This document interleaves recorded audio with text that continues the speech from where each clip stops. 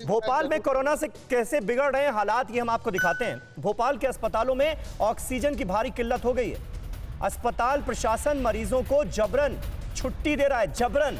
Oxygen refilling station पर गाड़ियों की लंबी कतारें लगी हैं। मरीजों के लिए खुद ऑक्सीजन सिलेंडर भरवाने पहुंच रहे हैं लोग।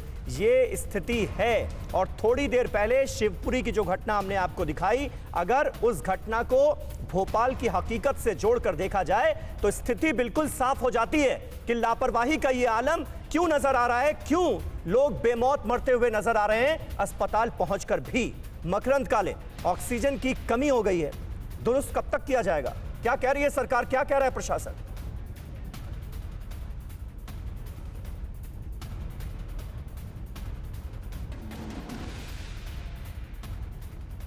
गुजरात से बात की गई है और केंद्रीय मंत्रियों से भी लगातार मुख्यमंत्री ने चर्चा की है। उसके बाद ऑक्सीजन की सप्लाई फिलहाल जारी है, लेकिन उसके बावजूद सरकार का यह दावा है कि ऑक्सीजन की सप्लाई भरपूर मात्रा में हो रही है, लेकिन उसके बावजूद कई निजी अस्पतालों ने अपने अपने मरीजों को ये कहकर वापस लौटा दिया है कि उनके पास ऑक्सीजन की कमी नहीं है।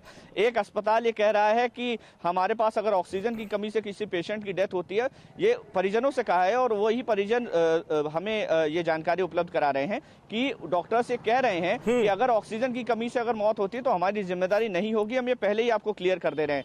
तो इस तरह के जवाब जो हैं वो अस्पतालों से परिजनों को दिए जा रहे हैं और निजी अस्पतालों में खासतौर पर ऑक्सीजन की कमी हो रही है।